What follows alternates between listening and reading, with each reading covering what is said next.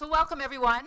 My name is Brenda Morrison. I am the co-director of the Center for Restorative Justice because I feel Liz is very much with me and will always be with me, and so I'm the co-director still of the Center for Restorative Justice. Welcome here to what no doubt will be a wonderful event. It feels a little bit too formal because I recognize so many faces in the crowd as I look around the room, and I feel we should be just mingling and socializing, and probably that's what Liz would be wanting us to do. She was the hummingbird that opened all of our hearts, so it's great to be here in circle with you, and we're very honored to have Howard with us. There's a special group that I'd like to acknowledge as being here, and that's Liz's family. So in the order that they got to know and love Liz Elliott, I'd like to call upon her brother, Peter Elliott, her husband and life partner, Milt, and then I think the next person who came along was Chris, and then Maya, and then by affiliation, Claire. Thanks, everyone. Enjoy the lecture, and we'll talk later. Thank you, Brenda. So it's a great pleasure, immense pleasure, and thanks, because he's come a long way at relatively short notice, to introduce to you Dr. Howard Zehr. Probably needs no introduction at all. I think he's rightly known as the grandfather of restorative justice. That in North America, that actually is Howard's preferred moniker. I didn't think he was that old, but as a grandfather myself, I'm sensitive to these sorts of things. Howard is a professor of restorative justice at Eastern Mennonite University in Harrisonburg, Virginia. Those of you who do not know, he has a series of beautiful photography albums, books that are available.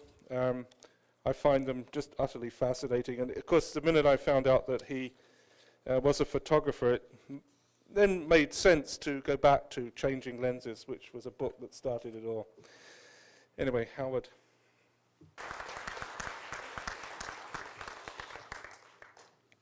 Well, thank you, and thank you for coming out this afternoon. I'm really, really honored to be asked to kick off this series. You know, we've lost a friend, a resource, a prophet, an exceptional person, and I hope this series will be a real celebration of her life and work and memory. About a year ago, I got a phone call from a mother in Florida who said that her son had recently killed his girlfriend.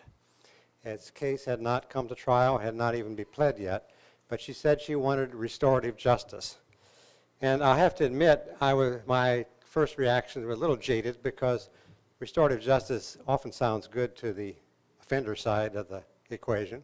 But then she said something really interesting. She said, the young woman, mother, told me about you and about restorative justice. And so I knew something was different. So I talked to her a little bit, and this case had not even, as I said, not gone to trial, had not been pled or anything. And I said, well, you need more than a restorative justice facilitator. You need a lawyer, a restorative justice lawyer, because there's going to be lots of legal issues involved. So I called my friend Sujatha Baliga in California, and I told her about this, and she said, well, I can't do that. I do family group conferences to keep kids of color out of prison and to help victims, but I don't do that kind of case. And I said, I know it won't work, but just call her. And she did, and it led to a most incredible journey. She used to call, Sujatha would call me in the middle of it and say, I don't know if I'm therapist or lawyer. But eventually, what happened, she contacted defense attorneys. They had no restorative justice in this jurisdiction. So the defense attorney thought she was nuts, and the prosecutor, again, thought she was nuts. But she eventually pulled together at in the American Capitol, well, it was a potential death penalty case when she called me. In an American trial, there's something called the pre-plea conference. And usually what happens is the defense attorney and the prosecutor are present and no one else is present, and they duke it out about what the charges are going to be and so forth. She got an agreement to do a family group conference inside the jail for this plea. And so she brought into this jail, she brought the defense attorney and the prosecutor and the victim's family and the offender and his family and a priest. And they said, Sujatha called it 5 hours of sorrow, confessions, trauma, love, and forgiveness. Finally, the family got to hear what actually happened. They got to honor the daughter that was lost. Julie McBride, the mother of the young man who did this, said at times what felt like the cinder block walls in that tiny room would crack from the sorrow and heartache that poured forth. Sujatha says, looking back, I think those jail walls did crack, not from the sorrow and heartache, but from the honesty and bravery and willingness to try something our criminal justice system rarely sees, to include victims in deciding what happens to people who did them unthinkable harm, and a chance for wrongdoers to begin to replace the irreparable before that case ever reaches the courthouse doors. The sentence eventually, both families wanted to have a relatively short prison term. Both families wanted about a maximum of 10 years because they wanted Connor to come out and do education around date violence in schools. The prosecutor said he'd have to think about it. He went back and consulted other people in the community, and he came back and he offered 20 years, more than what they would have liked, but much less than he would have normally have gotten. The prosecutor said, there's no way I would have, based on the facts and circumstances, agreed to a sentence this lenient had they not asked me and sincerely expressed how important it was to allow them to heal. Now, today, those families are restorative justice advocates.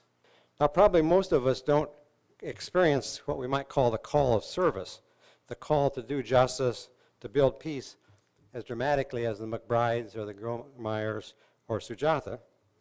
Some of us might, in fact, be uncomfortable with the term service, but my sense is that each of you who is involved in restorative justice in some way feels a call or a pull to be doing what you're doing. Dorothy Day of the Catholic Worker described it like this. She said, there is a call to us, a call to service, that we join each with others to try to make things better in this world. Even though our motivation may or may not be religious, I think that's what motivates much of restorative justice. I've taken the phrase the call of service from a title of a book by Dr. Robert Coles of the Harvard University Medical School. Cole has tried throughout his life, through attentive listening and appreciative understanding, to understand what he calls the moral energy that activates those heroes. He notes that the call to service is a call to a new chapter in life. And perhaps that is how many of you see this work, as a kind of call, an invigorating mission. At least that's what I picked up from so many people I've interacted with over these years. It may sound surprising, but it's what I picked up from a group of lawyers who I pulled together last weekend for a retreat. Lawyers who are trying to do restorative justice in their practice. Lawyers ranging from personal injury work to death penalty work, and who are finding a way to encourage each other in their work. We often talk about restorative justice as a field of theory and a field of practice. But what I want to talk to you right now about is about you, about us. Because if we don't hang in there, none of this is going to happen. Cole subtitles his book, A Witness to Idealism, but he isn't naive. Idealism often becomes weariness, and that in turn can become cynicism, which can lead to self-righteousness and despair, and that in turn leads to depression and burnout. He quotes Dr. Martin Luther King, who is one of my heroes. I graduated from the school where Dr. Martin Luther King graduated, and I had the opportunity to meet him once. Burnout, says King, is surrender. We have just so much strength in us. If we give and give and give, we have less and less and less. After a while, at a certain point, we're so weak and worn, we hoist up the flag of surrender. We surrender to the worst side of ourselves, and then we display that to others. We surrender to self-pity and to spite and to morose self-preoccupation. If you want to call it depression or burnout, well, all right. If you want to call it triumph of sin, well, all right. Whatever we say and think, this is arduous duty. This is doing a hard kind of work, to live out one's idealism with all of its hazards. So shrillness and moodiness and humorlessness, a tendency to take oneself too seriously, these are some of the signs of an idealism that's in trouble. Now, I often quote from an American environmentalist, Edward Abbey, who gave us some advice about how to ward this off. He calls us to be a half-hearted fanatic. And I like this idea of a half-hearted fanatic. Here's a longer quote. Do not burn yourself out. Be a reluctant enthusiast, a part-time crusader, a half-hearted fanatic. Save the other half of yourselves and your lives for pleasure and adventure. So get out there and breathe deep of that yet sweet and lucid air. Sit quietly for a while and contemplate the precious stillness, the lovely, mysterious, and awesome space. Enjoy yourselves. Keep your brain in your head and your head firmly attached to the body active and alive, and I promise you this much. I promise you this one sweet victory over our enemies, over those desk-bound men and women with their hearts in safe deposit boxes and their eyes hypnotized by desk calculators.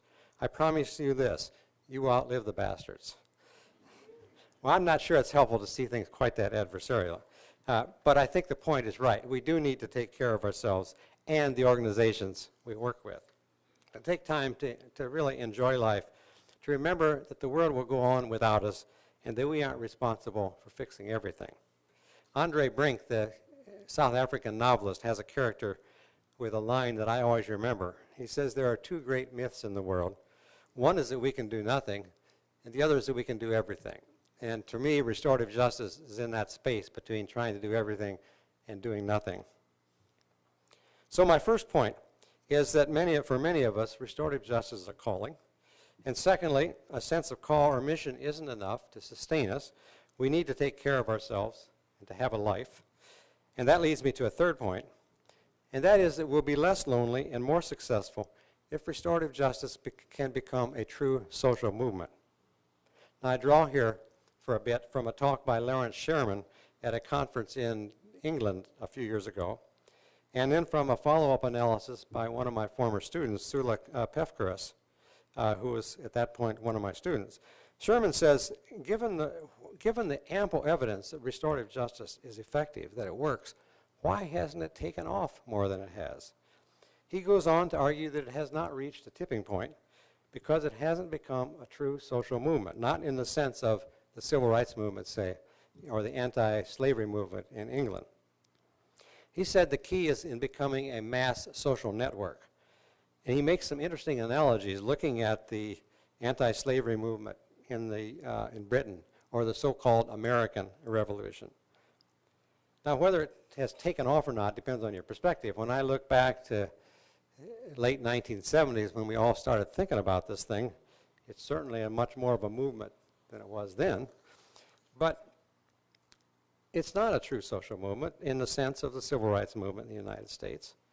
Now, Sula wasn't sure that anti-slavery analogy was all that helpful, because she said it's really hard to condense restorative justice into a simple slogan like end slavery.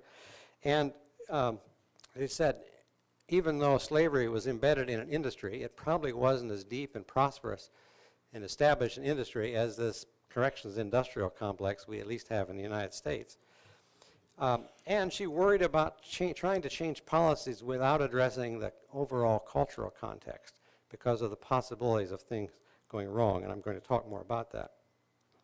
She goes on for arguing to develop a social movement, and she draws on a bias of mine and one of Liz's, and that is that you really need to start at home, a homegrown movement produced in one's own backyard, in a sense, from the community up, or in New Zealand we might say from the flax roots up. So she's not sure we should actually be pushing to make restorative justice a movement yet. Maybe we have more work to do in our own gardens. In many ways, that's what I think many of us are trying to do. We do need to strengthen the social movement. We do need to strengthen our infrastructure. We do need to sustain ourselves and engage our communities. And maybe it isn't so bad that we aren't at a tipping point yet. Maybe we have more homework to do before we get that point. We'll be sustained in the long term if we can be clear about what we advocate. That is, if restorative justice can be a clear moral compass, and as I'll argue in a minute, a compass with a needle. Now, most of you know a lot about restorative justice, and I don't need to review that, but I will say briefly how I think of restorative justice. And I like to think of it in threes, that a just response calls us to acknowledge and repair harm. Secondly, to accept our responsibilities. And third, engage everyone who has a stake in this thing or been involved in it in addressing the needs. And under that are three values.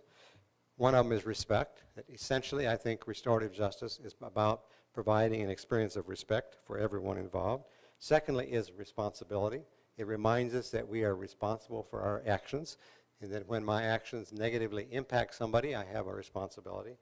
And third is relationship. At least in the U.S., we live in a society that focuses on rights of the individual, and we so infrequently remind ourselves of our relationships. And I think restorative justice is a call back to those relationships. And underlying that for me are three aspirations. The desire to live in right relationship with myself, with each other, and with the creation. So whether it's a typical crime or hockey riots, it's about addressing harms, about meeting needs, and addressing obligations, ideally through collaborative dialogical processes that reflect these values that I've just named. So I think restorative justice provides a framework for addressing a whole variety of situations. But maybe it's more than that. Liz claimed it was. She quoted me, I didn't remember saying this, but she says I said it. She said, restorative justice is a kind of coherent value system that gives us a vision of the good. Now let me explain that a little bit. For years I've had a weird experience of people coming up to me and saying things like, restorative justice is a way of life. And I couldn't figure out what in the world they were talking about for a long time. And then I got to thinking about it. If you think about the criminal justice system, the legal system is designed to set certain boundaries, to tell us how to live together. And it says, if you don't do this, then we are going to, if you harm people, we're going to harm you back. And that in itself is not a vision of the good. And so what we have to do is we have to reach for other ethical values and bring it in to mitigate and shape this response. I think restorative justice, being value-based, being principle-based, contains within it a vision of the good, of how we want to live together. And that's why I think some people call it a way of life. For Liz, it was a way of living together. It's best if values are lived rather than being rules to enforce, she said. This goes beyond individuals and those around us. She said, a goal of restorative justice is to animate values in a broader group than just the immediate stakeholders. Individual responsibility is the focus of the criminal justice system. Restorative justice processes, which are more inclusive of supporters and the community at large, afford the potential for examining responsibility and other values in a broader context. This, she said, means that restorative justice holds promise as a form of community development. It is a commitment to mutual care, to an ethic of care. Another quote, restorative justice processes create environments in which reflection and on experiences of an event can help everyone affected to learn and grow. In other words, restorative justice can use these kind of situations as a catalyst for learning, as an opportunity for learning. This vision of mutuality is actually supported by neuroscience and attachment theory. The new neuroscience is teaching us that we, as human beings, our brains are designed to connect with other people. They are, you know, if you watch an infant as they just barely begin to mature, they look at you, they're trying to connect. And I heard several neuroscientists looking at restorative justice say that the brain is designed to connect with other people, and healthy learning, healthy neural pathways are our learning mechanism. And if we are abused as children or don't bond with our parents or neglected, those neural pathways get distorted. And as neuroscientist who was looking at restorative conferences said, you know why it works? Is that nothing reprograms the brain faster than an experience of empathy, because the brain is designed to work that way. We are wired to connect. So restorative justice is a kind of moral compass. It tells us a direction that which we should go. But Dorothy Vandering, who's here tonight, has written that maybe it's a compass but hasn't had an adequate needle. She says that part of the problem has been ambiguity in understanding of restorative justice, and that has led to confusion. It's led to bad practice, and even the field sometimes being discredited. She believes that the concept of justice is essential. You can't drop the idea of justice. You know, when we talk about restorative practices, the danger is there we've lost the justice component. She's arguing that justice is important, but we have to have a clear understanding of justice. Otherwise, the compass is missing a needle. And she says that this understanding must be based on what it means to be human. So we need to understand what it needs to be human. And she said, one in which justice is identified as honoring the inherent worth of all enacted through relationships. So recognizing the dignity and worth of all, but enacted through relationship.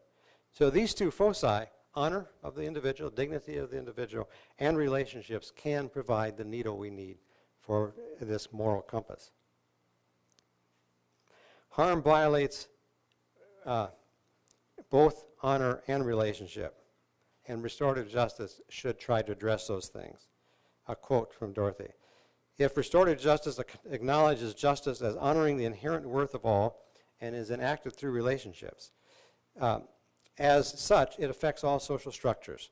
When something occurs that undermines the well-being of some, restorative justice provides a space for dialogue so that humanity of all individual and affected can be restored, and each person can once again become a fully contributing member of the community of which they are part. So restorative justice is not just something that applies to crime or when someone does something specifically wrong. It's a way of being together as people. Increasingly for me then, restorative justice is not just about crime or addressing wrong. It's a way of approaching our life together. It's about building, maintaining, and repairing healthy relationships. So let's be clear what restorative justice is, find ways to apply it to our lives beyond our work and retain our idealism. But let's be half-hearted fanatics in another way. Let's not let our idealism, enthusiasm, blind us to our shortcomings and challenges. And this brings me back to a very important point, the point of this vision. You know, the history of restorative justice reform in the U.S. has been a dismal one. It seems like every reform we try ends up being something different than intended and often worse than what we're trying to repair. David Cayley, in his important book, Expanding Prison, it's sort of out of print, but you can still get it. It still can be printed if you're interested in this. He was originally a series on CBC that he turned into a book. But he pointed out the lessons from the 80s, the 70s, and 80s are really instructive. What happened was that a critique of rehabilitation coincided with a radical critique of power. And that led both progressives and conservatives to decide that we should take the discretion out of the system. We should just agree to punish people in what came to be called the just desserts philosophy. So in place of the rehabilitative philosophy that had been in place that had led to so much abuse, we put into place a just desserts philosophy. What was lacking was any kind of, Cayley says, was any kind of positive vision. We had the negatives. We knew what we didn't want, but we had no positive vision to guide us. And the result in my country is mass incarceration and the incredible reinforcement of punitive values. I sit on the Victim Advisory Group of the U.S. Sentencing Commission. The U.S. Sentencing Commission oversees federal sentencing guidelines for the United States. When you look at those sentencing guidelines, it's scary. Every year I get my new guide, about this thick, and it has all these formulas about how judges are supposed to decide what punishment an offender gets, and a kind of pseudo-scientific calculation. I think restorative justice can provide that missing vision, the vision that was missing in the 70s, 80s, and 80s. But I always tell my students, every social intervention has unintended consequences. No matter how good our motives may be, our interventions are going to have unintended consequences. And it's up to us to be aware of that. All of our approaches have hidden biases, implications, possibilities that we never imagined. And our duty, I think, is to be aware and mindful of them. One of the most hostilely received talks I ever gave was in the early part of this movement when I gave a gathering of restorative justice practitioners. I did a speech on the dangers ahead, and everybody was like, why are you talking about this negative stuff? But we have to embrace it. We have to talk about it. We have to be aware of it. It's really hard for idealists, I think, but it's really important. So remember, our critics are often doing us a service when they ask questions and raise concerns. We need to balance, I think, our idealism and our realism. So let's be realistic idealists. How's that? And let's be accountable to our principals, just as we ask our so-called clients to be accountable. I want to mention two specific concerns. There are many things I could talk about. One of them that really concerns me, at least in my environment, is whether we are being really living up to our promise to victims. We claim to do restorative justice as a way of addressing victims' needs and giving them a voice, but so often I see that our efforts are driven by a concern to do something with offenders, positively or negative. There's such a tendency, given how skewed our legal systems are toward dealing with the offender, there's such a tendency to leave the victim out or to use the victims in some way. So one of them that I'm spending a lot of time on is that issue. How can we live up in restorative justice to the promise we've made to victims? The other one is this issue of mass incarceration. In the U.S., we have 5% of the world's population and 25% of the prisoners in the world. The vast majority of those are people of color. In the U.S., we now incarcerate more people of color than South Africa ever did at the height of apartheid. I just finished co-authored a book about children of prisoners. 3 million kids in America have a parent in prison on any given day. And when we finished the book, we were a little worried that so many of these were kids of color. And when I looked at the statistics, they almost entirely matched the population of American prisons. 1 in 15 young African-American children in the U.S. has a parent in prison. 1 in 110 white child has a parent in prison. It tells you something about the disparity. Well, Canada may or may not be that bad, but from what I'm gathering, they're starting to adopt some of our discredited prison policies at the very time that they're being discredited in the U.S. That so often happens. Interesting, in the U.S. there's actually a conservative movement called Right on Crime that's arguing that we need to have alternatives to prison and reduce our prison population. So part of it is the numbers, but the other is the disparities in the system. There's a new book by Michelle Alexander called The New Jim Crow, and she calls the American prison system a well-disguised system for racialized social control, similar to what in the U.S. we know as the Jim Crow era, but in race-neutral language. So my challenge is this: are we in restorative justice thinking adequately about how we address that phenomenon through restorative justice? Now, maybe the idea of restorative justice as a way of life is too lofty or a little too cheesy for you. Maybe it doesn't connect it at all for you to call it a way of life. But I do think it's nevertheless a value-oriented, principle-driven way of approaching life's situation. So I raise several challenges.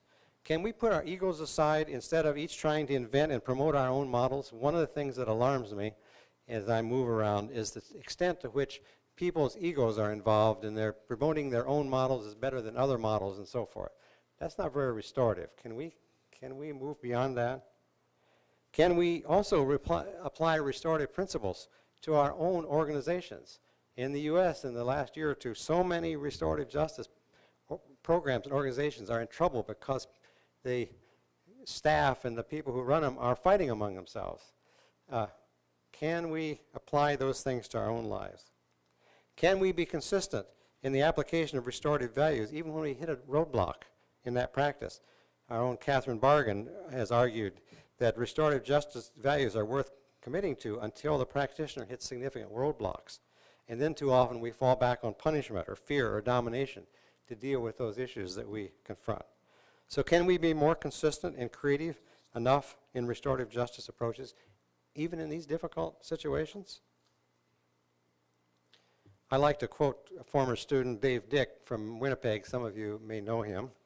When he came to our program, he had been a long-time mediator, practitioner, and people used to say to him, "You must have a great marriage with this background." He'd say, "Oh, I don't take my work home with me." So the question is, can we learn to take our work home with us?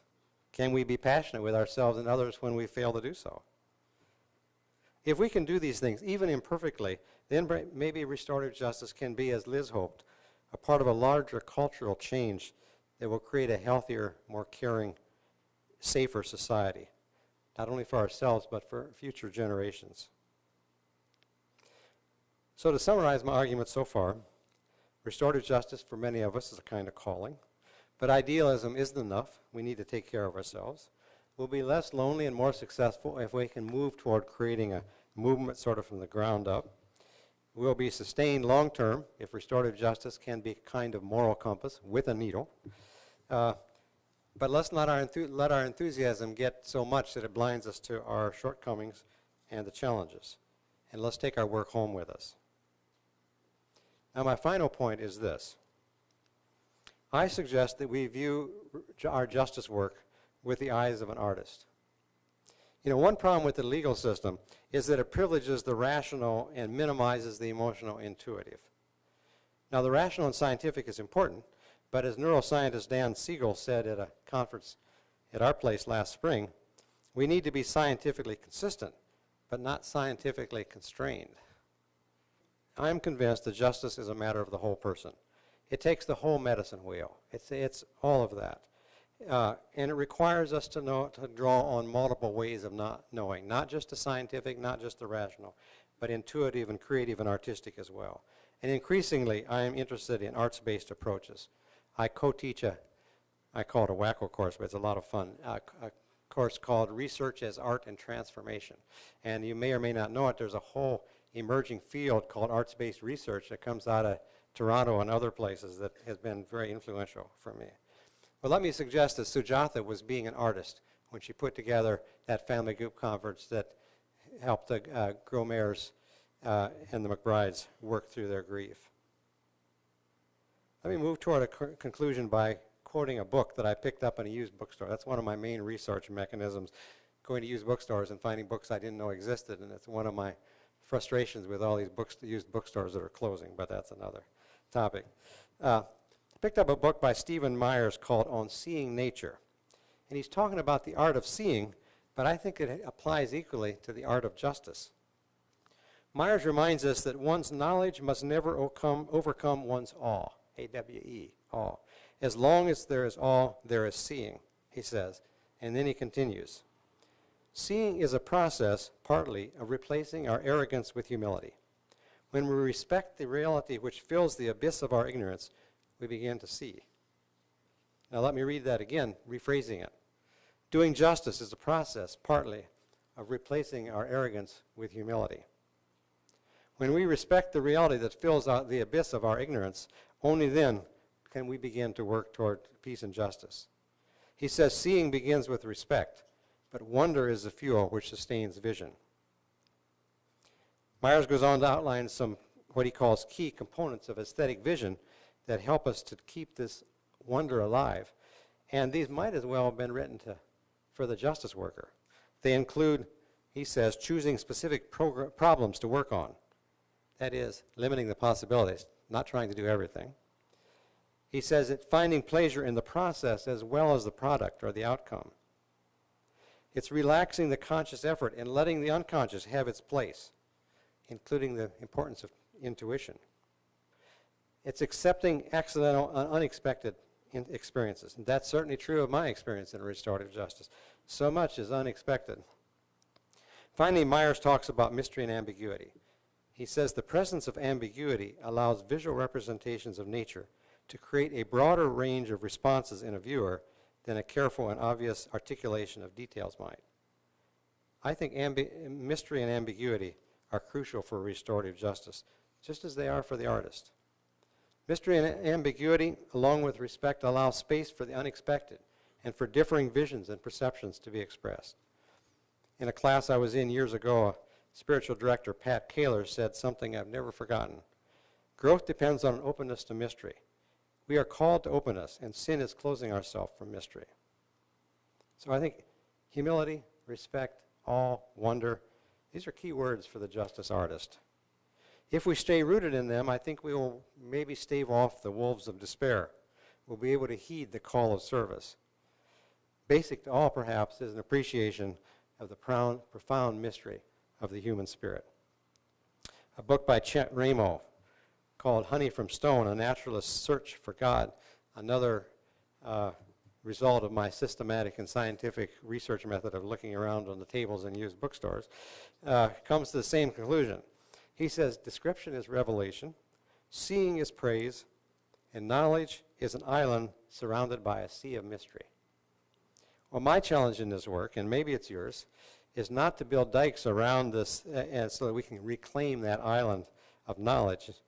My challenge, and maybe it's yours, is to learn how to float, and to float comfortably in this vast sea of mystery. It's a sea of mystery that only can be appreciated and approached in an attitude of awe and respect. It's an attitude that I find characteristic of the indigenous traditions on this continent. It's an attitude that I find characteristic of the spirit of Liz's spirit. So it's with such an attitude that I believe, characterized our friend Liz Elliott. So the best way to remember Liz, I think, is by approaching our work with an attitude of respect, of wonder, of humility, of mystery, of imagination. Thank you, Liz, for these invaluable gifts. Thank you.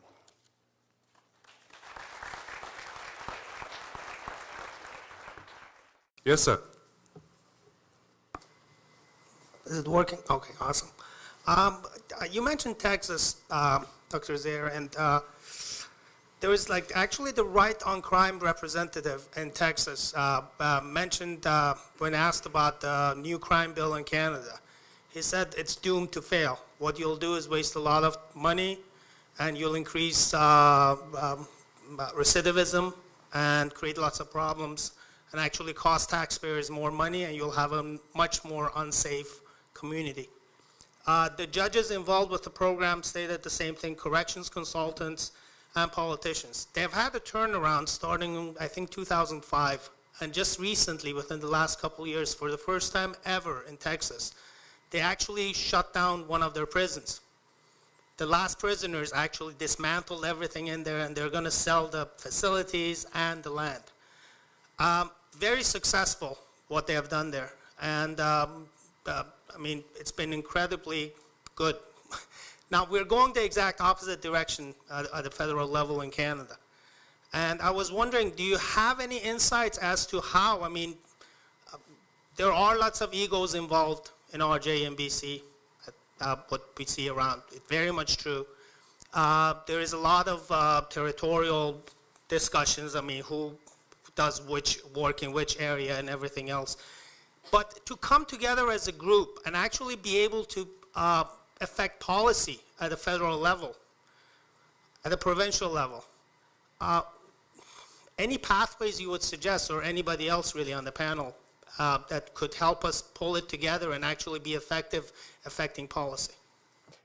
I think this idea of providing an alternative vision is really important. We can say no to these things, we can show these limits, but unless we have an alternative vision, it's not going to last. So we need to think about how to articulate in a way that can be heard, that isn't sectarian, that can meet. We need to think about what politicians need and so forth. So I think it's really, that's part of it, is trying to articulate a vision. The problem we've had, and maybe you've had in Canada, is that crime has become so politicized in the last several decades that we can have almost no reasoned discussion in the public arena in the United States around crime. It's what politicians use to beat each other up with. It has diminished. The last presidential election, I was happy to see it was not a big issue, but that doesn't mean it's not going to be. So part of it is going to be, obviously I don't have a very easy answer for you, but I think having the vision as well as helping people see the downside of the policies that they're on. I mean, the U.S. is an incredible laboratory. It's done a lot of things, has a lot of lessons that we got to learn not to do.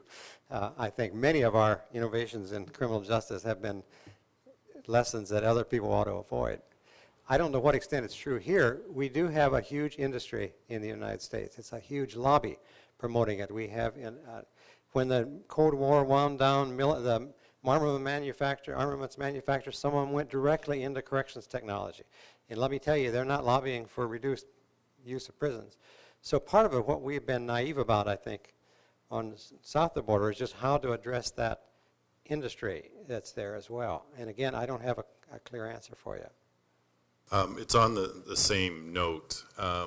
From my vague recollection, New Zealand went through a real economic crisis, I think, in the 90s. Did they implement restorative justice coming out of that? Part of the recognition being they couldn't afford the other model. And is that a strategy to at least introduce it to politicians rather than saying the other way doesn't work? Well, New Zealand in 1989 instituted what is the closest thing to for young people, a legal system organized around a kind of restorative justice. They did it, that was before that big economic crisis, but they had the highest incarceration rate for young people in the world. And they had a huge, and there was a huge racial disparities in their prisons and in the foster care system. So partly it was driven by the economic need to not have so many prisons. But the Maori came to the government in New Zealand and said, what you are doing is institutionally racist. And they made such a convincing case that the Western legal model, as they were experiencing it, was culturally inappropriate and beyond that, institutionally racist, that helped to create the change. Now, people in New Zealand tell me if they had to vote on it right now, it probably wouldn't pass. I mean, they had a window there of sensitivity around culture issues, about the pressures on the legal system that gave them an unusual window. They have been subject to a lot of the same political pressures around security and fear of crime and so forth that we have. And so they have never been able to fully incorporate it in the adult system. They have a high incarceration of adults. It's an unintended consequence, they tell me. It's a result of some laws that weren't intended to do that. But the juvenile justice, the youth, they don't call it juvenile justice, they call it youth justice. When it's working there, it's phenomenal.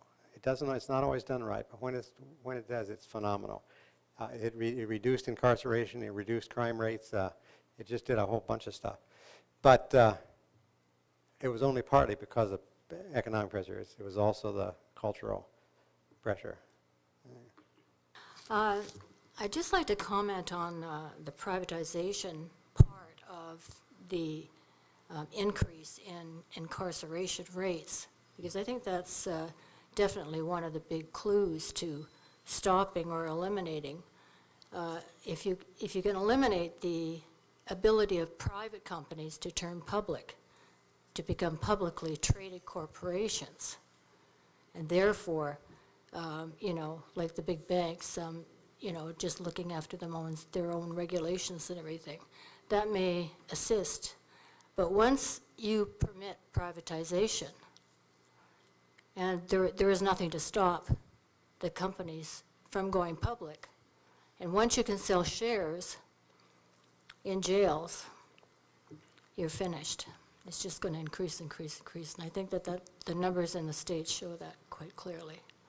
So it's just a comment, and I don't know if there is, a question in that. It's how do you stop privatization when governments are, increasingly handing contracts to private people to do all sorts of things that governments used to take care of, like, medical records, etc. Thanks. I think the other part of this whole issue, though, is being much more conscious and deliberate about incorporating victims' needs into this process. We have these discussions about prison policy, but we often do it separate from any conversation around what victims need. My experience has been that there's a whole group of needs that I call justice needs that crime victims have. And when we address those needs, people are able to move on their journeys, and when they get stuck, it's often because those needs haven't been met. But all we offer them normally is punishment. The only thing a victim, the only thing we really offer them, it's like one victim advocate friend says of mine, there used to be a game show that had these, you want door number 1 or door number 2 or door number 3? She says, we really want door number 4, but nobody offers us door number 4. So I think part of this whole conversation needs to be a conversation with victims, victim services, and others around what victims' needs are and how they can be addressed in this process. And my experience, if we would incorporate that much more fully into the process, my experience has been it's not going to be more punitive, it's going to be less punitive, and people are going to be more satisfied by it. So that's the other piece that I think is really, we so often have these conversations around our prison policy without addressing the others, the victim part of it.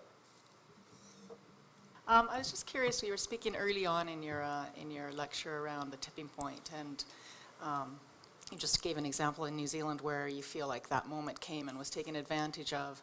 And I'm just wondering, in your observations or in this country, what exactly you think that would take in terms of shifting the attitudes and the actual actions that go with it. And as you were just speaking about victims as well, just some sort of victim revolution needs to take place in the sense of the people coming forward, having the sports come forward to make a stronger, a stronger case in terms of what they require. But of course, when they're victims, that's not the place in their life where they feel they can do that. So sort of two parts to that comment, but I was curious about your thoughts on a tipping point. Well, I wouldn't begin to speak to Canadian policies. My wife's Canadian, but she doesn't keep up with it either, so I can't speak to the dynamics of that. To come back to the victim issue, I think we need a lot more dialogue. Well, let me back up. We're doing some work in death penalty cases. You know, we realize that in the United States, in death penalty cases, they're the most adversarial experience you can imagine. I mean, they're totally adversarial. And the only thing the victim's being offered in this thing is a conviction and punishment. And we began to realize that there was a lot of other things the victim needed. They needed information about what happened, and they wanted things that only the offender really knew, but the legal system kept them from having any contact at all. So we began to train people to be a liaison between the defense and the victim, so that a surviving family member has access to the official victim services person, who tends to be more connected with the prosecutor, and to the defense side. And so they began we began to work with them. What do you really need out of this process? Well, they want their loved one to be honored. They want answers to questions. They want a chance to tell people what it did to them. I mean, they have a variety of things they need. And when they do that, often they decide they don't really want the death penalty. They want these other things more. To me, that's kind of a microcosm of the larger issue of how we talk with the victim community around what their options are, what their needs are, how we can incorporate their voices into that more. I don't know if that speaks to your policy issue. That addressed part of it. Thanks. Okay. Okay, thank you. Colleen? I'm agreeing with the earlier questioner about the importance of the privatization, the corporatization of the punishment industry is a very key issue in terms of the future. It's already happening in a big way in the United States, so I'm just wondering if you have paid attention to that. Yeah, I absolutely agree. I mean, it creates a dynamic of its own that promotes these punitive values.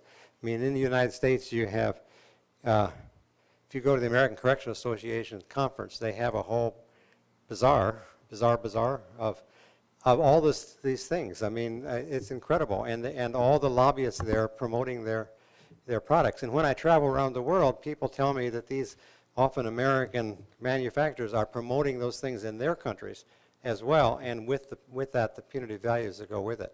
You know, there's a huge architectural lobby that lobbies to build prisons in the United States. Just architects alone, it's a business to build prisons, and so it absolutely. I do think it's important that politicians and the media, particularly the media, be educated on these things. They're often pretty ignorant about that. But I've chosen my particular part of this change strategy. I think it's to do social change, you have to create doubt, and then you have to provide a positive vision. I've seen restorative justice as a way to get people to stop and think about, should we be punishing? If so, under what circumstances should we be punishing this much? Where are victims in this? To me, it's that I'm trying to create doubts about what we're doing and create another vision. I'm not a day-to-day political strategist, but again, I think maybe I'm going to put Barry on the spot and see what he thinks about that. But it is a huge issue. It is clear that it's part of the momentum. But it's not just the private. I mean, the public sector, if you want to read a really interesting read Jerry Miller's book called Last One Over the Wall. Jerry Miller was head of the juvenile justice system in Massachusetts years ago, and he tried to shut down all the secure institutions. And the strategies the system went to undercut him in that are phenomenal. It makes quite an interesting read, and that's part of the dynamic. So it's not just the privatization; it's bigger than that. Thank you, Howard. Any other questions for Howard? Evelyn. One of the challenges we face in restorative organizations and restorative practitioners is funding. I'm wondering what insights and advice you would give to us in terms of funding sources.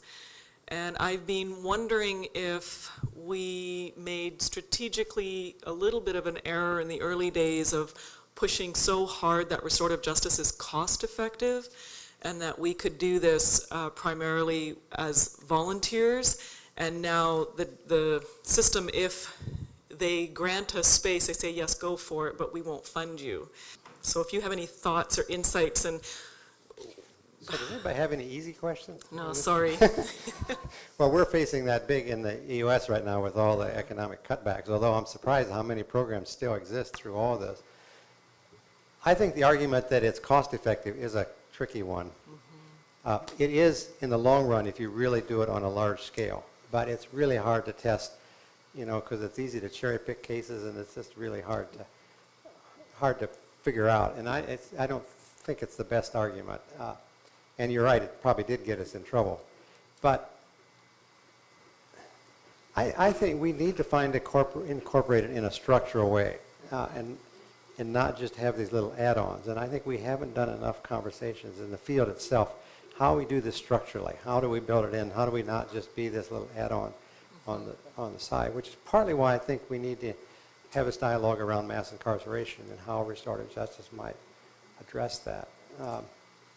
I'm always torn because I have a real bias toward community-based, involving volunteers, involving people from the community from it, and yet if we're going to do it in a large scale, it's going to have to be more structured. I mean, the New Zealand practitioners say, yeah, our staff, we're paid to do this, and that's the only way you can do it on the scale we're doing it, and they're right. So I think we're still at the stage of sort of showing what can be done, learning the lesson. I sometimes say I wish we had another decade before Oprah Winfrey discovered restorative justice, because there's so much we don't know. I mean, we still need to be trying things out, experimenting. So I'm not sure or not whether we're ready to go big time. New Zealand is the closest thing to it, and I think we could really learn from that model about how to do it. And there are a few jurisdictions that are experimenting like that, but I would like someday the default to be that you go to a restorative process. What New Zealand did is to make a restorative, for serious crime, the default is a restorative conference, and the court is a backup. So they've said the court is our scarce resource. We shouldn't be using it all the time. We can handle these things through caution and release, and for more serious crimes through these family group conferences, and keep the court for when it's needed, when people can't agree, when somebody denies their guilt, or for murder and manslaughter, and then they're still going to go back to a conference. And I haven't talked to them lately about this, but I had judges after they started this tell me I went from spending 5 days a week, all day on the bench dealing with youth matters, to half a day a week. It was that dramatic in the reduction of court resources that were used. So I think in the long run there's a real case to be made. My friend Ellen McCrae, who was youth justice coordinator for the capital city of Wellington for quite a while, he used to come and teach for us. Every year he came, they had lowered crime, and they had fewer conferences they were needing to do. The only crime that was going up was drug crimes, because the police had less to do and were arresting more, they were tracking drug crimes more. If we can do it on that scale, it definitely is a cost reduction. But when we do it on just individual cases, it's hard to make a convincing case sometimes. If you take Sujatha's story, if you think of the difference between, if this had been a death penalty case, the millions of dollars that jurisdiction would cost, versus what it costs to go through that conference and to spend 10 years or 20 years in prison, the savings were massive in that jurisdiction. So it's not that the argument can't be made. Merlin, you've been waiting patiently. Go.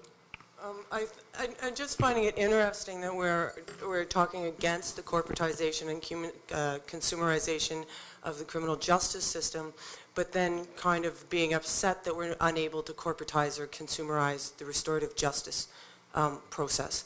In my casual conversations with Liz, as not someone who is professionally or academically associated with restorative justice, my comment would be that her value was placed more on the volunteerism and the engagement of the community as a whole, as opposed to creating an executive or a professional class to implement it.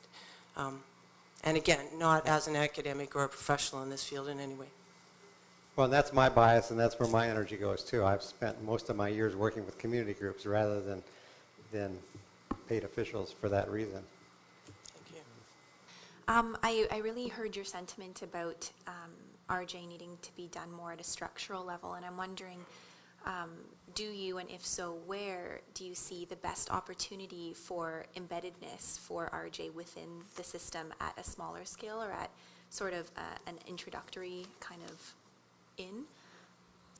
Well, there are a number of examples of communities where they really did embed it. Like many years ago, there was a community in upstate New York that had a jail crowding problem, and one of the candidates, Doug Call, ran for sheriff. He wasn't an ordinary sheriff candidate. He had a law and a theology degree, divinity degree, which is not your standard sheriff's profile in the U.S.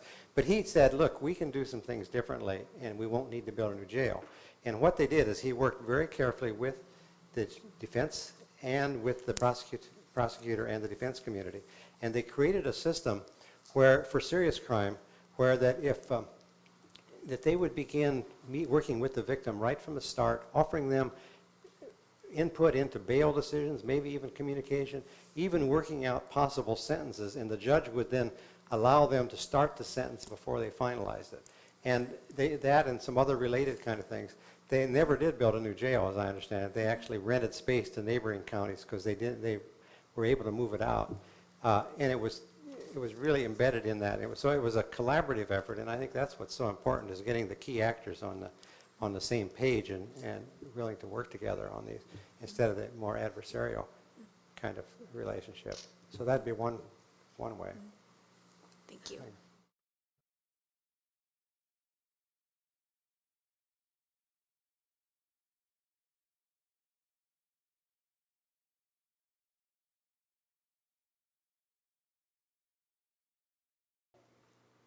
Brenda first, then Dave, and then Barry. Thank you. Thanks, Dr. Gordon, and thanks, Dr. Zier. It was a really wonderful tribute to Liz. It was really captured a lot of her vision, and I think a lot of your value systems are the same. I remember when Barack Obama was inaugurated, and I was listening to his speech. And it was really, he used a lot of good stories, and restorative justice advocates like good stories. So he talked about the stories of their founding fathers of the land, and he used a lot of that imagery of the founders of the nation, and storytelling, and digging into the roots of who they are and who they wanted to be.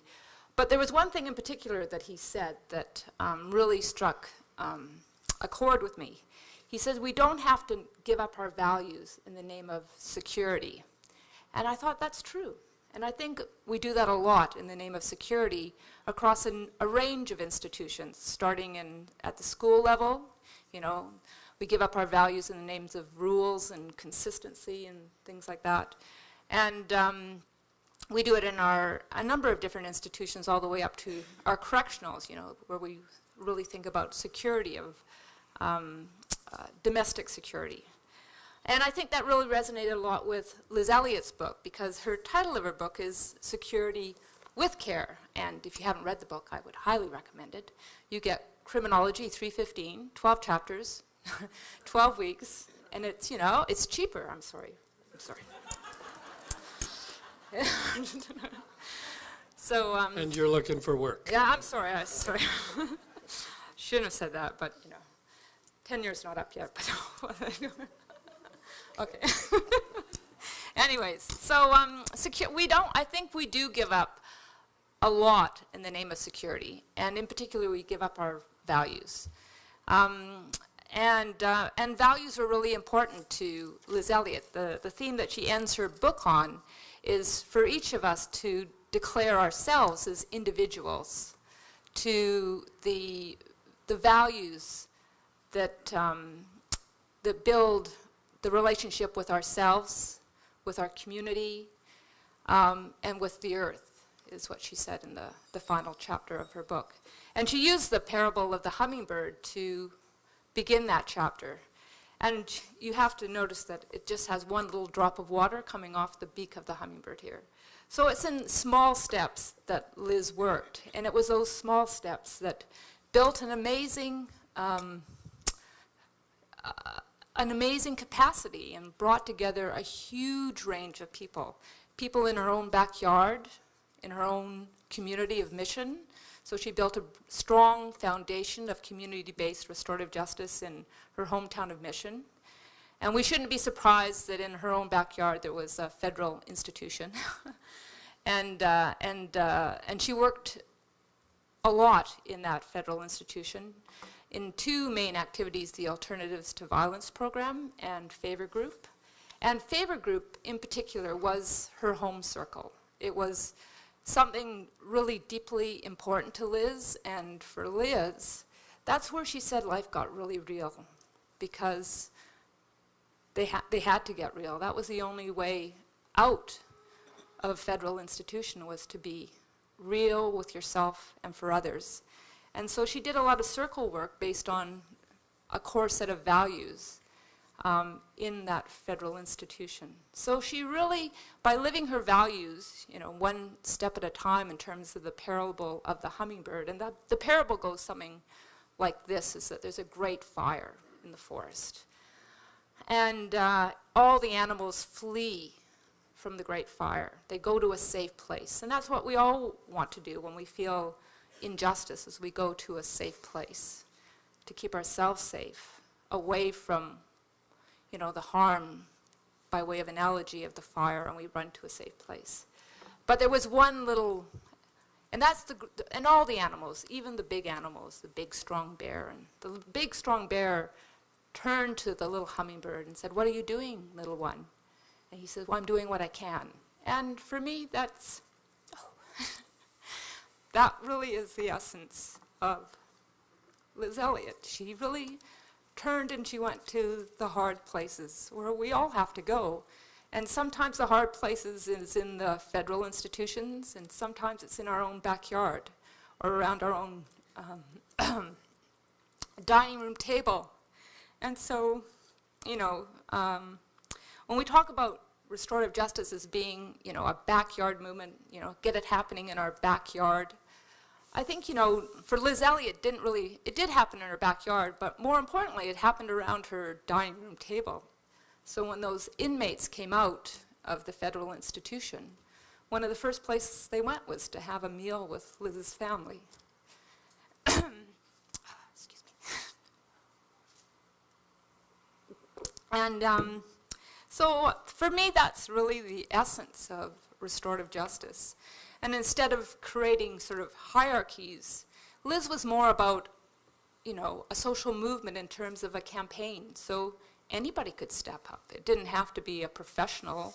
And there's a large range of literature that talks about the deprofessionalization of justice in the name of restorative justice. Because once we have professionals, we expect someone else to do it. And I remember a number of years ago, one of the speakers at the Dalai Lama Center for Peace and Education here in Vancouver, they brought in Jody Williams, and she won a Nobel Peace Prize for banning landmines campaign. And she built a campaign, one person, one fax at a time, because it was before emails. And there was a group in Europe who wanted to create an organization to keep people in Europe organized around this new initiative. And she was really against it because, and in her words, she said, once we create an institution around a new idea, then we professionalize it, and then we create hierarchies, and then we expect someone else to do, because it's their job, or that's not my job, and we sort of push the problem up the hierarchy. But she says what we really need is a campaign, and I think that's what Liz Elliott did. She created an amazing campaign that everyone could step up to. People in her own backyard, they stepped up to it. People in the correctional facilities stepped up, and it was about a campaign that anybody could step up to, and it was really at its core were the 3 R's that you mentioned, is you know, relationships were important to her, and I know through working with her, she built a number of good relationships with her students. She wasn't just an academic that, you know, dealt in lofty ideas. She really connected well with her students. Every day they would come to her office hours and talk about personal things as well as academic concerns. And, you know, and it wasn't a huggy, soft on crime initiative. Taking responsibility and being accountable was really important. But she offered a respect to every single person who had the pleasure of walking beside her. So, oh, it's so hard. But I think what Liz really taught me and many other people to do was, in terms of this art-based process, was to dance on a shifting carpet of a justice system that we haven't figured out yet. And learning to dance is something we can all do together. So thanks very much. Let me just make a short comment here about reading the book. The restorative justice course that's offered in the School of Criminology is now offered in 3 locations and is also offered online. So it goes out through Surrey, through the Burnaby campus, through the campus across the street behind my back, and also online. The problem for me as the director of the school is meeting the demand. So quite frankly, if you just want to read the book, that's fine.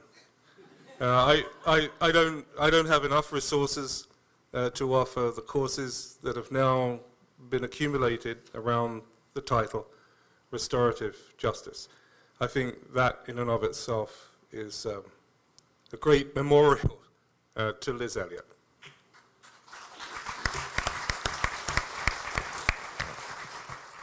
Dave Gustafson. Well, first of all, I think we've heard a very fitting tribute to Liz in Howard's lecture, and quite frankly, I think in Brenda's comments too. Moving and heartfelt and in the moment. I, first of all, was struck by the title, Tapping, Focusing, and Sustaining the Moral Energy. And if anyone ever modeled that, I think it was Liz. She was able to tap into the whole question of awe and mystery and wonder in ways that were really quite remarkable. And able to do that in the most pragmatic of ways. I've never seen anybody who could be so focused on doing what needed to be done, preparing a huge meal for whoever might show up, a dozen people, maybe 20, who knew? While still answering phone calls and marking papers and dealing with visitors coming and going and who knew what. And parenting Chris and Maya and leaving them a legacy that is so rich. I can't wait to see what they will do with that legacy. They're awesome young people in their own right. And trying to carry on some of their mother's traditions already, I understand Maya's learned to build, or to bake quite a pie. So I'm looking forward to that sometime soon too. Looking forward to visiting Milton and their household sometime for another one of these ongoing dinners. At any rate, I think the things that stood out most to me, Howard, in your inaugural lecture, that I think really is fitting, and I'd like to see it posted. The whole question about, as long as there is awe, there is seeing, and the embracing of mystery and ambiguity. Those things, along with respect, create opportunity for amazing things to happen. And I think that really does sort of pay tribute to who Liz was and to her own moral vision. She certainly had a moral compass. And there would be some people who suggest that Liz could be something of a needle. She was highly opinionated. She wouldn't draw back from what she thought or felt. She could actually be a thorn in the side. If it was always gracious, it was always truthful, but she certainly made her views known and was fearless and courageous about that in ways that you had to really respect. She managed to gain the respect, even though she was on the other side of the fence very often, with correctional authorities, on citizens advisory committees, all kinds of things. And these would be the very ideas that should be bringing to them. The things that Howard has so beautifully articulated. Just looking around this room says something to me about the number of people whose lives Liz touched. Many of you are here today by virtue of your personal relationships with her. And you would maybe know, if you've listened to Liz long enough, that Howard was one of Liz's mentors. Maybe not personally. They never got to know each other well, as I had the privilege of doing, studying with Howard. But certainly through his work and through the things like Transcending and Changing Lenses and the books that, Doing Life, I guess, was the other one, right? The Prisoners at Craterford. Just things that continue to say to us, these are possibilities. These are possibilities. This stuff can happen. And I think Liz and I have frequently had discussions about how do we take it up a notch? How do we challenge systems? How do we move this into the criminal justice system or into spheres where it wouldn't normally be considered? Thinking outside the box is just far too cliche for Liz. But how do we take this vision to ground somehow and see it rooted and planted and growing 30, 60, and 100-fold in new and different ways? And it would be, in her mind, grounded in communities. She didn't have a lot of time for the esoteric and, things that were hierarchical and systems-based necessarily. She believed that stuff needed to be grounded, and it needed to be grounded in places you could touch, right near you in your own community, in your own heart, in your own personhood. So that's the challenge that I've known in my relationship with Liz through all those years. And very, very grateful for her, and feeling like that whole question, which ends up in my mind with the metaphor that was so beautifully portrayed about these prison walls cracking in face of the truth-telling and the responsibility-taking and the heart-speak and the things that happened in that meeting. Those would be things that Liz would be very familiar with. And certainly on a weekly basis we are too. There are people in this room who've been through that experience. Many of them. It's just a delight to see the people here that are here. Prisoners, ex-prisoners, people who've done so well following their release from prison that they're examples in and of themselves, who've caught this vision and have done marvelous things with their lives, and are a tribute to all that they've learned, tribute to, I think, to Liz's vision for them, because without exception, the people I'm thinking of had close relationships with Liz by virtue of her commitment to be on the inside and to watch those walls crack. And for that, we've loved her and all that she has given us and challenged us too. And Howard, I can't imagine that you could have done a better job of capturing all of those things. Thank you. Thank you, Dave. Thank you, Dave. Barry. I think Liz would be pleased that I have a headache from so many new ideas that have been floated by once again. Thank you very much, Howard. And thank you for making me cry. Too bad. You too. But I'm going to follow a different path. My favorite philosopher is Monty Python. And Monty Python has always taught me, and now for something completely different. And so I'm going to go to someplace completely different, and so bear with me.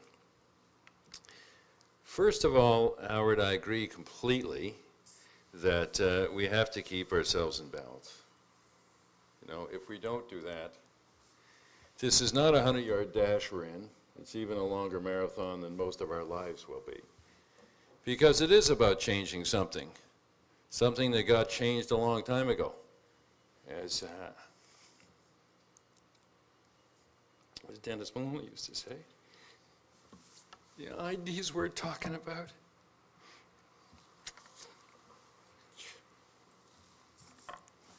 I had this discussion with Liz.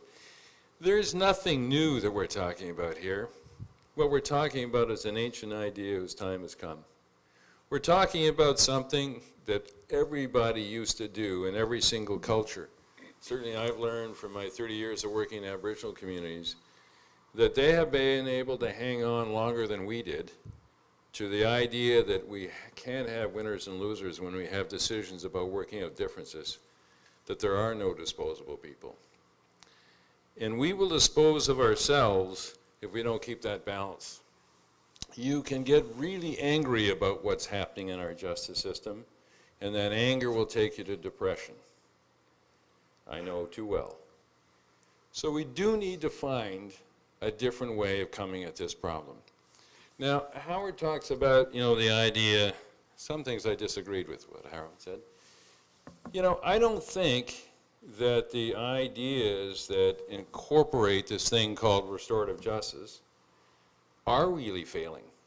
I think, Howard, we need to change our lenses and look in different places. If we look at our schools now, particularly in the States, where they once had this notion of no tolerance for violence, and pretty soon at the end of the year, 50% of the kids were in the street, not in schools. And then they started using these different restorative justice practices in the schools and began to teach kids as early as grade 2 or grade 3 to sit in a circle and have conversations. So you look there. The second place you look is you begin to look at the things that are happening in the business world. In the business world now, collaboration is a whole new meaning than it had in the Second World War. What it does mean is businesses recognize that problems are so complex and so challenging that they need to work together to get out the other end. I have been using, since I stepped back from the justice system, many of these restorative practices in corporations, in major public issues from nuclear waste to fisheries. And it's amazing when you create a safe place for people to have difficult conversations, how you move from argument to dialogue. For me, we gotta stop focusing, frankly, on the justice system. It's like we're standing in the justice system and we're watching all these dead bodies go by and we're pulling them out of the river, and nobody's going upstream to see where the problems are coming from. I'm doing a lot of work recently with kids in care. And the reason I do that is because as a judge, I put a lot of kids in care. And then as a judge, I saw those kids that I put in care show up in front of me as juvenile delinquents. And recently I've been doing some work in the jails with Liz. And once I asked everybody in the circle to put up their hands if they'd ever been in foster care or in state care, of the 27 people in the room, how many do you think put up their hands? Yeah, 24, basically out of 27. So for me, we have to go upstream. The problem is not in the justice system solely, it's in our communities. We've lost a sense of civic responsibility. We've lost the capacity to work with each other. The participatory skills that we once had in each of our cultures a long time ago have completely atrophied. We don't know how to talk to each other. We don't know how to listen with each other. And if we don't go there and we keep trying to see what the new silver bullet's going to be in the justice system, we'll bounce back and forth like New Zealand's about to do, and like Jerry Miller in New England tried to do. And over and over and over, we'll see, we'll try this experiment, and then 20 years later, when the institutional memory is no longer alive, and we've done a whole bunch of other things, we'll go back to this thing again. We fundamentally have to come at these problems in a different way. So here's a Monty Python idea. You're talking about privatization. Well, I remember Dennis Maloney and I having a huge fight about privatization with a couple of legislators in Texas and a few others in Alabama. And we walked away and we both had this idea about judo. And the idea was, okay, if we can't stop them, how can we figure out how to do this in a good way? And here's what we came up with. Hail Mary, privatization. You don't pay corporations for locking people up. You pay corporations for rehabilitating people. So the money that they get is a royalty based on the number of years that one of the people who goes through their system doesn't recommit offenses. You pay them on the basis of how the risk factor that they present to themselves and to others drops over years. And you see whether or not you can harness this huge innovative organizational energy in the corporate world to turn what people who are going through our state prisons, by the way, at huge recidivist rates, coming out the other end. If you really look at our jail system, there isn't any incentives for those jails that are getting more and more crowded every day to actually rehabilitate. It's in their mission statement, it's in their language, but you sure have a hard time looking for it, and will have a harder time looking for it if those jails get overcrowded.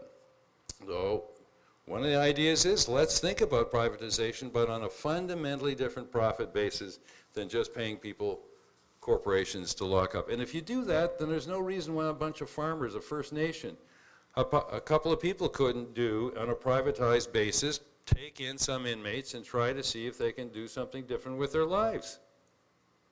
I mean, why would it have to be a corporation? Why couldn't it be a John Howard Society? Why couldn't it be anybody who wants to get together and take some responsibilities?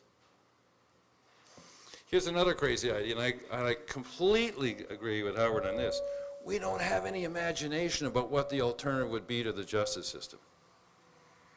We need an alternative that people can imagine things happening in a different way. So there we were, Dennis Maloney and I at his place, watching the Green Bay Packers play. Now, the Green Bay Packers are Dennis's favorite team. He is an ardent, passionate fan about the Green Bay Packers. And at halftime, Green Bay is losing, and Dennis says, well, you know, Green Bay is just a small town. It doesn't have an awful lot of money. Imagine what Green Bay would do if it had the same money as the other teams. Boy, we would win every single year. Struck me that, yeah, what would a restorative justice process designed from stem to stern do if it had the same kind of money that the other, like the Dallas Cowboys and stuff have? And so we started this notion that, well, we live in America. He lived in America, I didn't. But America's all about competition. What if we set up a competition between a normal criminal justice system? Whoever thought of criminal justice system being normal, right? But if we set up the mainstream criminal justice system against a restorative justice system and went head to head to see where the money should flow, because I disagree with Howard, the cost effectiveness is clear, absolutely clear. If you look at the recidivist rates coming out of prisons, if we only did half as well as they do, the cost effectiveness would be outstanding. The last thing, and you cut me off when I'm going, because once I get going here, it's hard to stop. Although my headache's going away, because some of the ideas are coming out of my head and going into the room. You know, I think that I made a big mistake when I started doing restorative justice some 25, 30 years ago. I said, nobody's going to get paid for doing this. Nobody's going to get paid for doing this. Big mistake. The mistake was based on thinking that we needed to get civic response, we need to get the community involved. And if you pay people to do this kind of work, it's fundamentally different. And one of my early experiences certainly proved that. One of the poster boys that came out had 60 different criminal offenses to his record, went through a circle and came out absolutely a different kind of person completely, like he went through a tide wash. And he had, part of his community work was to run a men's talking group. And 3 years later, you know, 1,000 hours more than his community work was required to do, he was out at 3 o'clock in the morning talking to people who wanted to take a hit or wanted to do something that was going to get them off their program. And he was an amazing success. So they paid him to do this work. 2 months later, he quit because he said, if I'm there at 3 o'clock in the morning with somebody, they know I'm only there because I care for them. They know I'm not there to be paid. So somehow we have to find a balance, though, because I do think that the volunteers who come forward do not want to be just glorified gophers for the justice system. They need to be able to be supported by other professionals that are working for the community justice system to make sure that the volunteers come out and are able to make the same good decisions on good information and supported, et cetera, et cetera.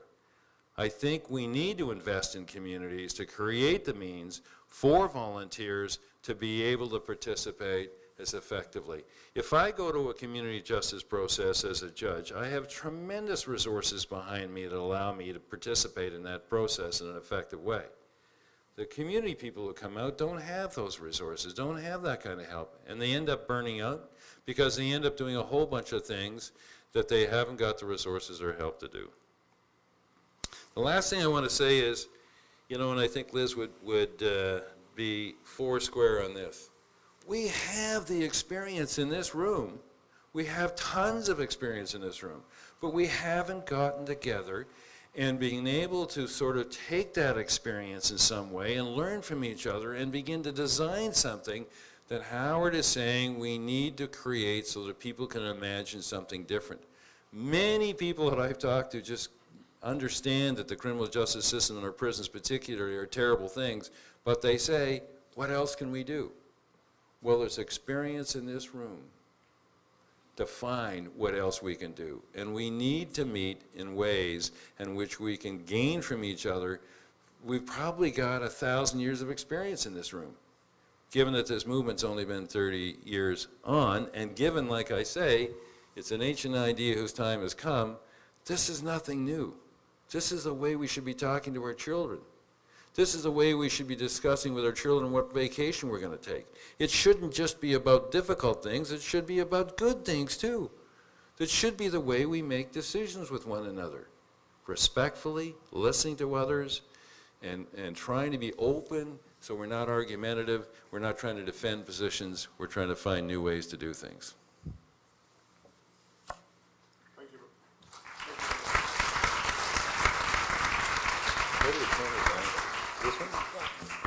Thank you, Barry. Okay, questions. The floor is open now for dialogue and for questions. There were a couple of people who weren't able to speak before we took the break. Would you like to go now? Okay, thank you. Thank you to all of you. And Barry, it's actually your words that I wanted to bring up earlier. Maybe restorative justice, and Catherine, your paper on restorative living, maybe it's the water we swim in. Maybe it is the way we travel in our journey rather than the destination. I know that if we want to look at cases, there are organizations that provide the non-adversarial model to solving things. Many of them don't even say the word restorative, but everything they do is in the practice of restorative justice.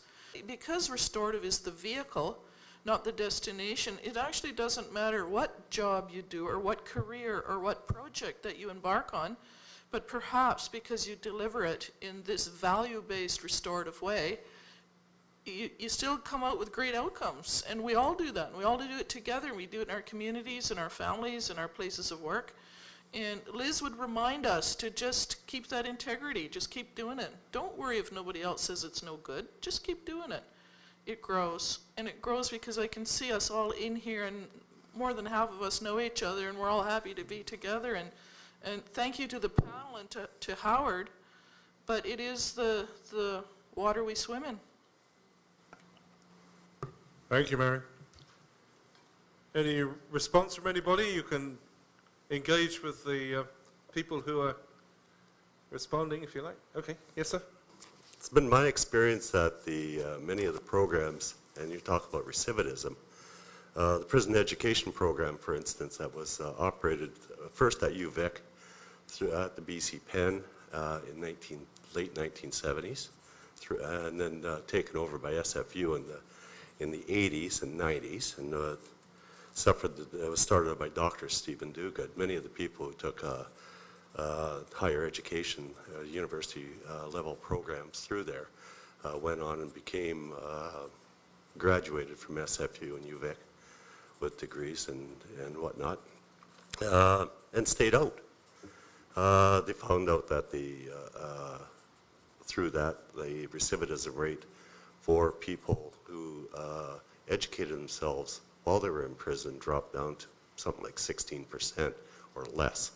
And for those 16% that did go back inside, they weren't for the same or type of charges that would have thrown them back in. They went back in for technical violations of their parole.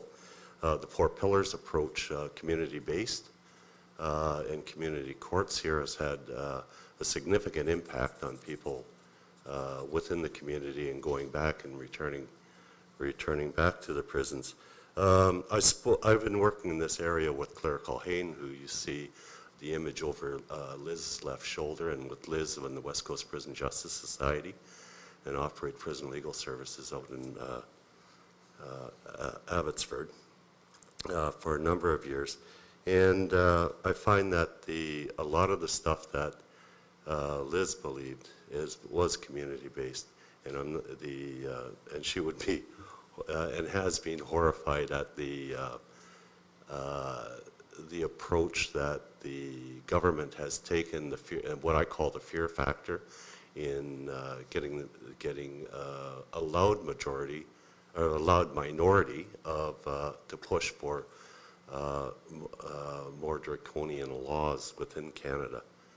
And I just find, anyways, thank you.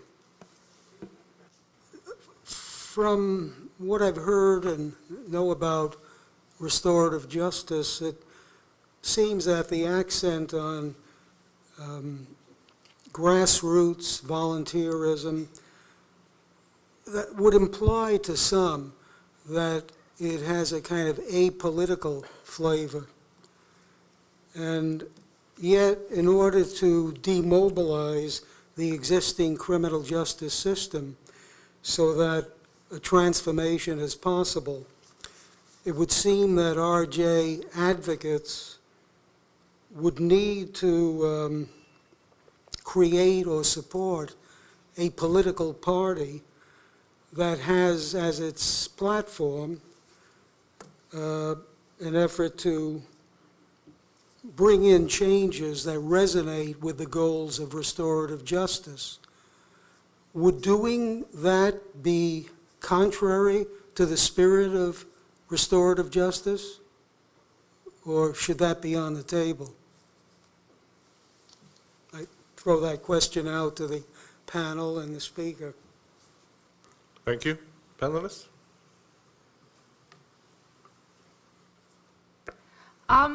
I think it can be problematic if we politicize restorative justice. And I think, because I don't think it's a left-right sort of debate. And I think they've got beyond that in England right now. I was in the House of Lords, not last February, but the February before, and there was 3 different political parties represented there, and they were all advocating for restorative justice. For different reasons, based on their but they were all advocating for restorative justice, and they'd all either sat in on a restorative justice process, so had an experience of it, either as a direct person involved in a harm or sometimes just as an observer. But, you know, restorative justice as it's developing in England is not a political movement. It's apolitical, and because of that, they're making great strides there right now. They've, you know, a number of years ago, over 20 years ago, we had a paper that came out of our House of Commons called Taking Responsibility, and we really never got behind that, that white paper. And in England, you know, the white paper is becoming green paper. They're engaging the public in a wider campaign about justice, and it's not political. I think it could be argued that the aims of restorative justice are inherently political because they embody certain values that, from my point of view, all values have a political foundation. But the question is whether there needs to be a concerted movement. The speaker was suggesting that we need to have a maturation of restorative justice as a social movement, which to me ultimately must embrace politics in a more overt manner if you're going to, you know, move the forces that are there and are unwilling to make that accommodation.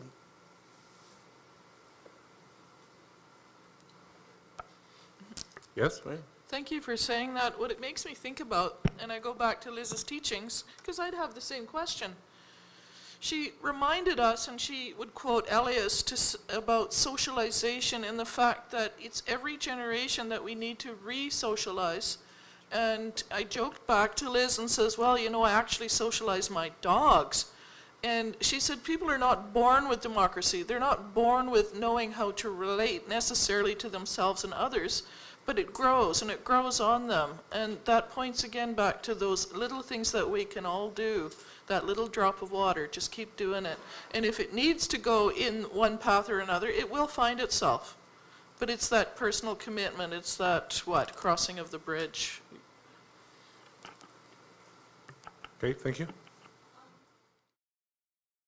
I've been in Canada recently for just 3 years, and one of the things that really surprises me is that nobody seems to pay too much attention to the fact that Canada, Correctional Services Canada, is its own independent prison commission. That there is absolutely no independent prison commission in Canada surprises me, and that the implications of that doesn't seem to be particularly important to the general population. And so addressing the board, I know we're here to talk about restorative justice, but my question is sort of two-pronged. To what degree would instituting and drawing to people's general attention in Canada, the general population, that there are human rights violations going on in Canadian prisons because there isn't an independent prison commission, and how do you see that it might help the development of restorative justice in Canada to implement an independent prison commission for Correctional Services of Canada, rather than individuals like myself feeling the need to be an active human rights watch as I go for visits to the institution? Okay, thank you. There are a couple of Correctional Service of Canada individuals here. Would you like to respond? Okay. Yeah. Hi. Maybe I'm perhaps not the best person to respond given my voice. Just in relation to your question, there is the Office of the Correctional Investigator, who is a separate and independent body, who often people both that are incarcerated and in the community can communicate in terms of human rights or issues or anything that they feel that their rights are being violated, or anywhere in terms of their process of their sentence. And also, I know that in terms of different human rights conventions that have been signed over the years, that there is numerous strategies and different offices within corrections that are proceeding and developing strategies, not just for corrections, but having entire correctional jurisdictions working together at all levels of government as well. I understand that the Independent Prison Commission that you're talking about is actually paid for. It's a job in the Correctional Services of Canada. The Independent Prison Commission, Chief Inspector of Prisons in England, is an independent seat in government, so addresses both human rights violations that happen for inmates and also tries to address issues like institutionalized bullying that always happens in certain type of hierarchical structures. Okay, thank you for that. Do you want to? Just to follow up with that, I know that I was working on one project in terms of human rights and ensuring the rights of mentally and physically ill people within the system. And one option always with human rights conventions that United Nations Human Rights Conventions that we sign, is an optional protocol. And I think that's perhaps what you're talking to, is an independent body. Because you're correct, the officer of the correctional investigator is a paid body. Okay, I don't even know if I'm on. I guess I am. Yeah, you're on. The red light's on. As far as the Correctional Investigator's Office, you're absolutely correct. It is a paid office. But the most important thing is the Correctional Investigator only reports to the Correctional Services of Canada.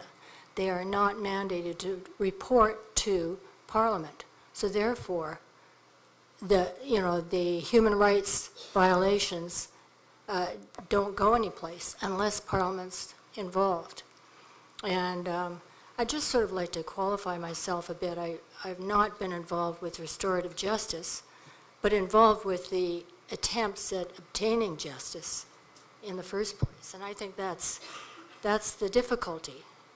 You know, where politics comes in, one needs to really be political in order to obtain justice. Because really, our system doesn't work. Our laws, they changed all the regulations from the penitentiary service regulations to the current ones.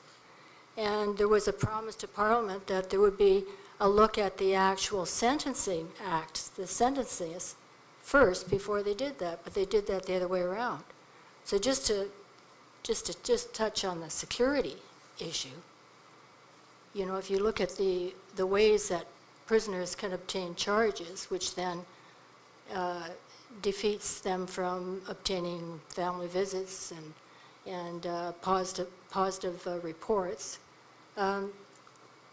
you know, you'll see all the time, unfortunately, that the courts that are going on in the institutions there's lawyers that are the judges that appear there, but they really, a lot of times, don't even know anything about correctional law.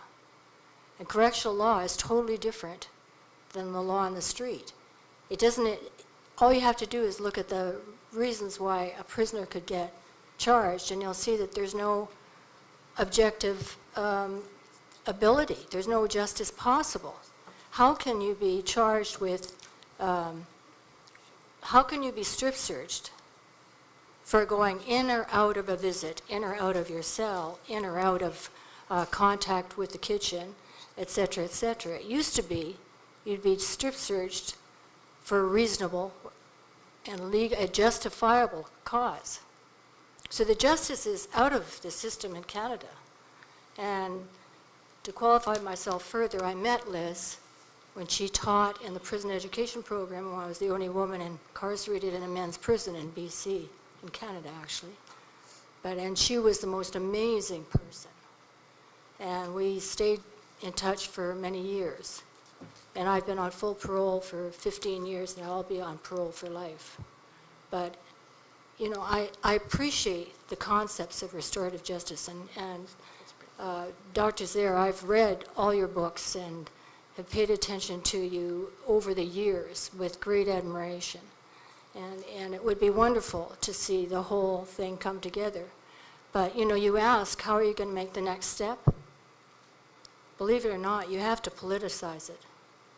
And you need a political party behind you, at least, you know, one branch of a political party. And because it's all about power, isn't it? You know, you can't restore something that's not even there. And I know how pessimistic this sounds, but that's the reality for people that are inside prisons now, particularly for women. Things are much worse since the Arbor Commission, because CSC just refused to implement the changes that she mandated by law. So if the CSC don't have to obey the law, then how can it be a just place? How can restorative justice, you know, get a bigger hold, get a better hold? First off, I'd like to just comment on both Howard's and Barry's remarks about the values. One of the sayings that comes to mind when I was listening to you was, be the person you wish your children to see. And Barry talked about our kids, and it starts with kids. And that reminded me of the recycling initiatives many decades ago when I was a child, and how I brought home the 3 R's, reduce, recycle, and reuse, to my parents and educated them.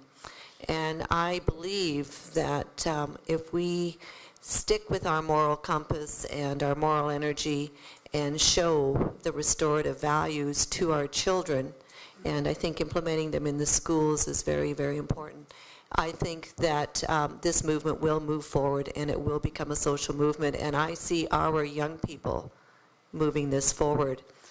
The other comment I wanted to make was the third value of relationships, and how we do need to network, and we do need to talk to each other, and we do need to share if we wish this to become something bigger. So I really appreciate the comments that you both made, and I see this as maybe some impetus to us to take those values and do something with them. So thank you. Thank you. Colleen. Yeah, I would like to thank the gentleman over to my right, you, for bringing up the issue of politics, because I can't even imagine how one could have a serious discussion about how to alter the culture of punishment without, in fact, confronting the politics. And most of us who have been, I'd had my first, we used to call it alternatives to prison experience starting in 1970. And we became very quickly what we called prison abolitionists. We want to abolition an institution that is powerfully destructive. We want to abolish an institution that is profoundly racist in every single country in the world. And to speak about prisons without speaking about racism is, I think, being very evasive about what politics is and what shifting power and learning how to redistribute power so that it is within every one of us, so that we do, in fact, have within us the capacity to make change not only in our immediate circle, but certainly on a wider political scale. Thank you. Yes, sir. It's a very interesting debate about the various ingredients for social change. And just a reminder, you know, we are the city with Adbusters that started 1,500 protests around the world on behalf of the 99%. Yet we turn on our television stations and all we hear about is how crazy the protesters are.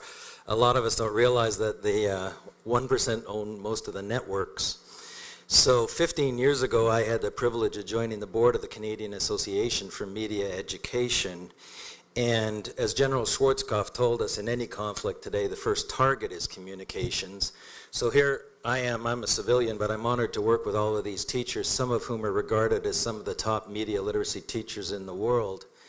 And we wrote all the IRPs for the BC Ministry of Education on media literacy, and every year we've seen more of that curriculum taken out, except at SFU, your leaders in communication nationally. But for the most part in the public school system, it's been diluted, and on the sidelines, especially working with so many gifted teachers trying to affect change, you start to wonder whether actually when everybody goes home and the lights go out at night, whether big government's worst nightmare isn't the success of our teachers and educated citizens.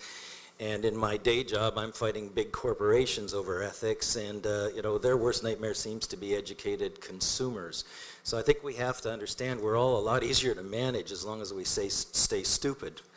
I was very honored to call Lizzie my friend. She's very bright, and as it was said at our healing circle, she was a professional shit disturber. Maybe you guys in this room can show the rest of us how to get it together, because we sure need some leadership. Thank you. Maybe it was your comments and Carlene's, but I remember Liz reminding me of classic feminist work by Marilyn French, in which she says the personal is the political. And there's no way to separate the two ultimately. You've got to act politically and personally and keep those two very much in a dialectic that is profound.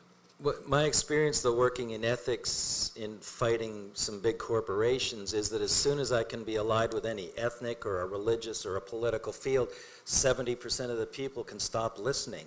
We've taken billionaire corporations to court now 5 times and beaten them 4 out of 5 times just because we can't be marginalized by being the other political force. I'm just saying that I think these demands should be of every party. Thank you. Yes, ma'am. I want to pick up on Howard's number 5 point where he says we have to take our work home with us. And our stories are often about other people's lives who have changed and how we can hold them up, especially in the context of the judicial system. And I wanted to perhaps change the course of the dialogue today to ask this question. And that's, can we start telling our own stories of how restorative justice has impacted our own lives? And I actually wanted to ask, I don't know, maybe Howard and 1 or 2 or all of the panel to say, You know what? How has restorative justice affected you personally? What difference has it made around the dining room table? And thank you for the challenge. Dave, you're leaning forward in anticipation. I sense something's going to come any minute now, and there it is. You are highly prescient, Rob. I think for me, restorative justice has profoundly changed the way I've parented my children. They're all in high 20s or early 30s now, and I think they would say to you that one of the first things we learned to do in our household was sit down on a carpet and have a circle. We mediated all kinds of things. I recall a very early thing where we were sitting around. I was talking about what a delight each of them were when they were little children. And I said, and Johanna asked me, Dad, what was my first word? And I said, well, yours was light. We lived in a little tiny cold water flat in Scotland above a bakery. And we had a naked light bulb in our bedroom. And so whenever I took her in there to change her, because her room was too low for me to stand up in or whatever, she would point to this thing and vocalize until I said light. That was the first word out of her mouth. So at the table, Christopher says, what was my first word? And Johanna turns to him and says, mediation. And it's actually fairly true. It has had a profound effect on the way we've organized our family, I think. I got a real lesson in family experience, taking your work home. So when I was quite a bit older, 60, I inherited a family of twin teenagers. Never having been in a family before, you can imagine what a shock that was. And as teenagers will do, they got into some trouble at school, and trouble that might have got them kicked out. So we did a circle. And then that worked fine. And then later they got into some other trouble outside the school, and we did a circle again about that trouble. And then one morning I'm driving them both to school, and I'm saying, tonight we're going to do a circle. And they said to me, what did we do wrong now? The circle was going to be about where we were going to go on our vacation. And it really taught me that, you don't just save these things for trouble. You create a capacity for people to talk, because what they learn about being respected about their opinion about where they should go on a vacation is about how to learn to respect other people generally, no matter what the topic might be. The most powerful mediator I've ever met, no disrespect to David, is the talking piece, right? Because it really creates space for each person to talk in a fundamentally different way. And now, I do circles on a regular basis. You don't wait for something to come out.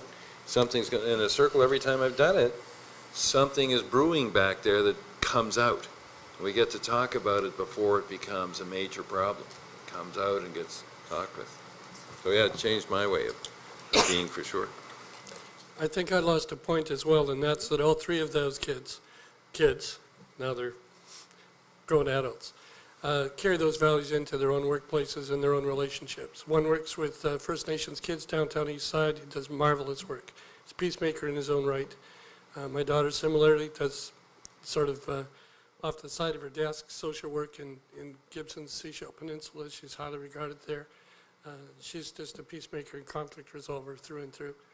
And the middle one tries to do it through music, I guess, and stitch together the world. So it's interesting to see how they live out those values. And a joy, frankly. Because I have young children too, I was heavily immersed in this field at the same time I was giving birth to my first child.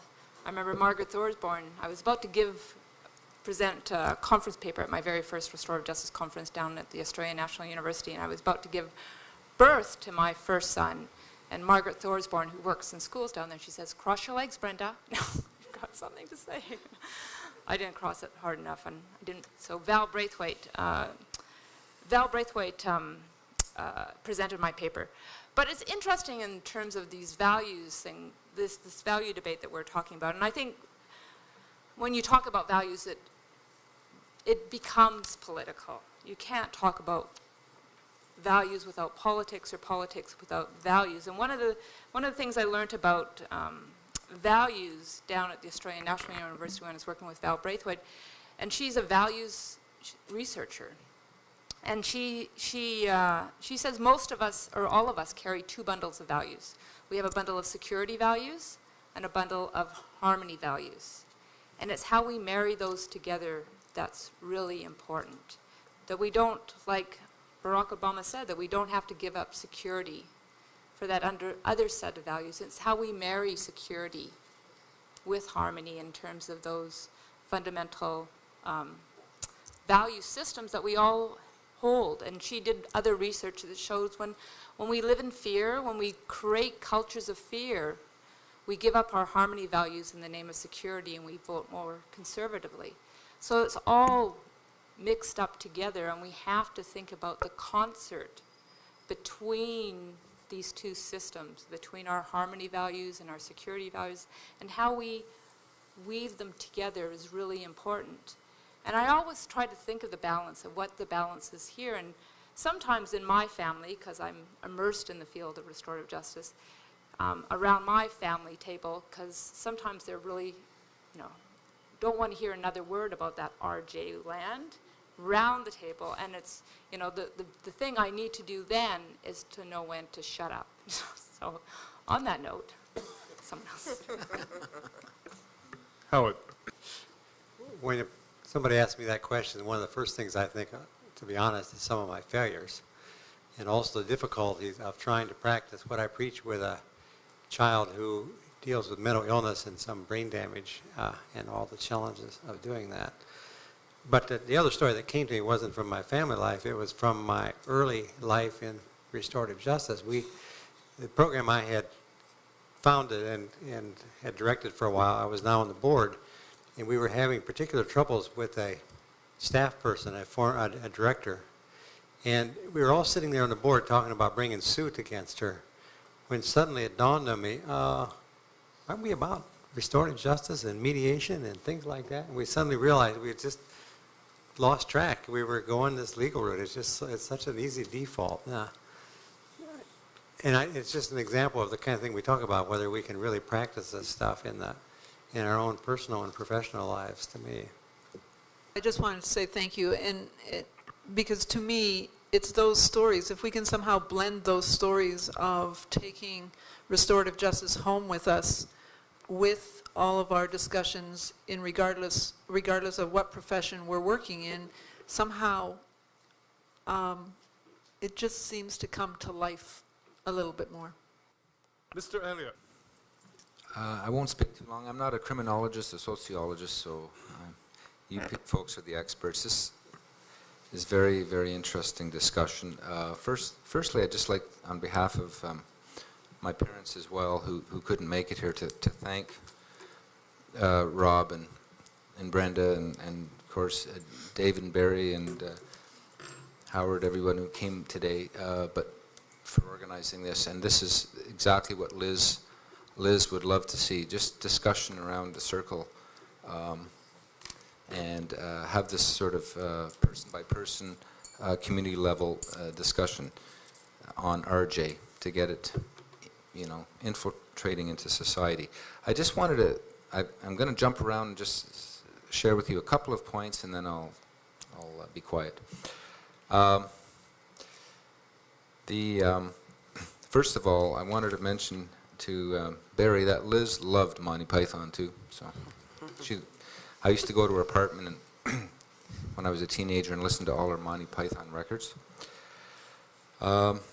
And the first time I really experienced anything to do with criminology with Liz was when she was still in Kingston, and she helped organize the Special Olympiad in the Collins Bay Medium Security Institution in Kingston, Ontario. I think that was in the summer of '83 and maybe '84. She did it a couple of years. And that was a real transformational experience for me. And it wasn't maybe directly RJ, but it's, as one lady said, there's a lot of these facets of justice that come to light. And it was a weekend where these inmates were paired with, younger persons that were Down syndrome. And they were a team for that whole weekend.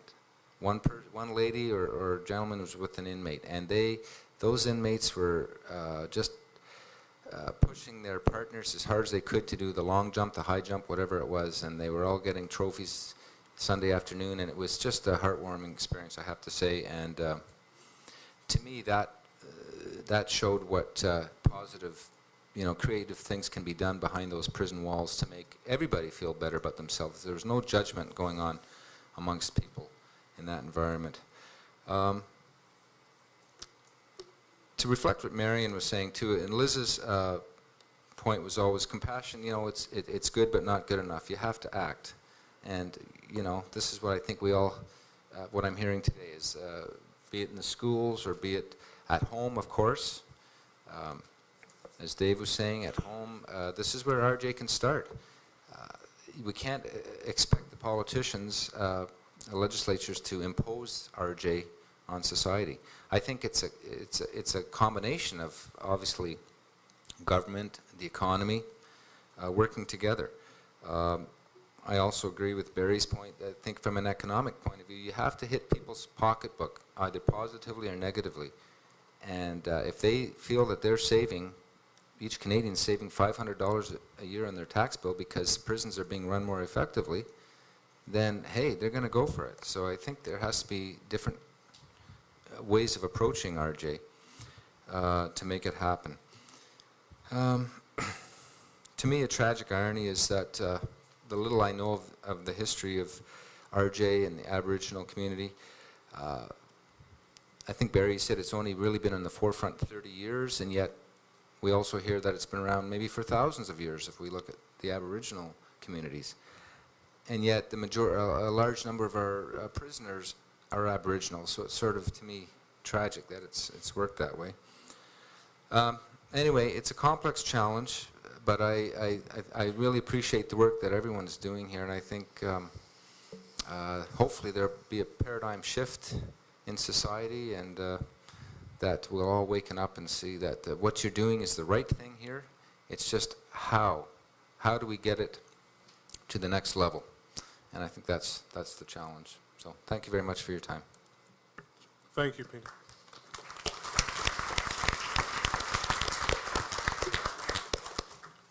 Merlin, you're on. I think it would be safe to say that Liz not only took her work home, but she took it to the grocery store and she took it to the schoolyard. She sometimes took it to the side of the road. Liz's good day would be coming home and telling us all that she saw a fist fight break out on the side of the road, and she had an opportunity to stop and talk to everyone involved and find out what the issue was and offer them compassionate responses and perhaps a ride or a coffee. Another instance, of Liz taking it to the streets and walking it was, and Dave, she used to quote you and say, it's not who you are, it's who you be.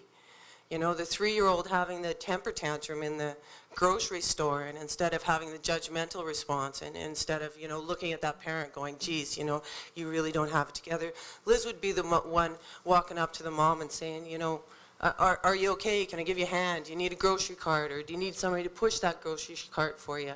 It was an active process for her. I met Liz because they wanted to move the French immersion program out of the elementary school that my son went to. And Liz's kids also went to that elementary school, so she felt very strongly about it.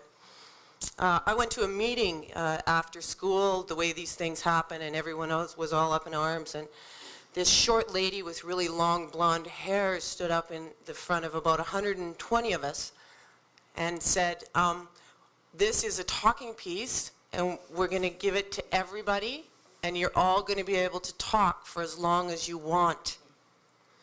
I was horrified, right? I've been in crowds. I know that you can get trapped there for hours. And we did. We sat there for 2.5 hours. But every person who left there left feeling heard. And even if they passed that piece and didn't say something, knew that they'd have had the opportunity to be heard. So it's not just about taking it home. It's about the grocery store, and it's about the side of the street, and it's about the school district.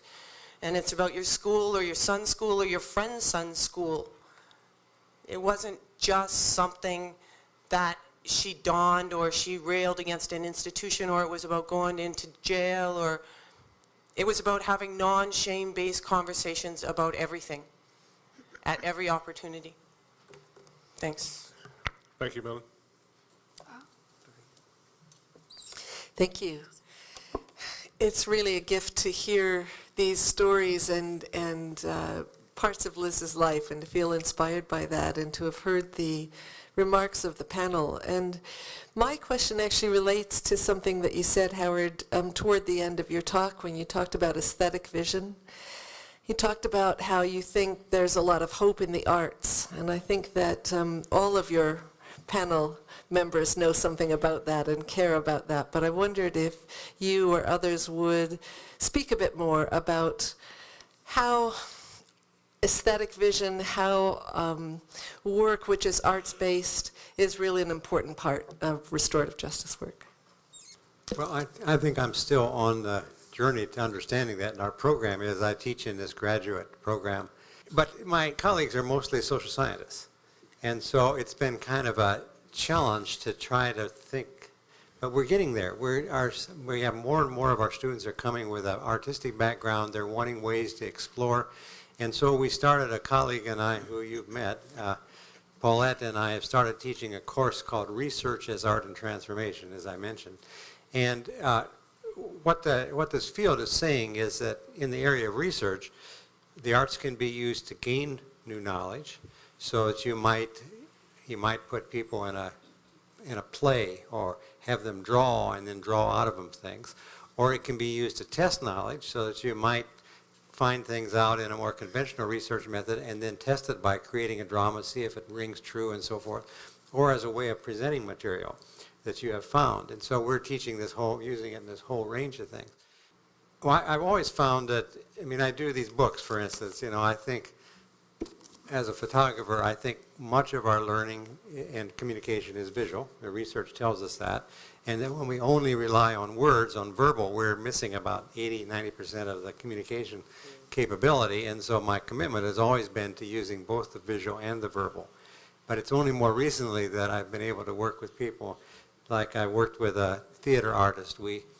My book Transcending, which is photographs and interviews with people who've gone through severe violence.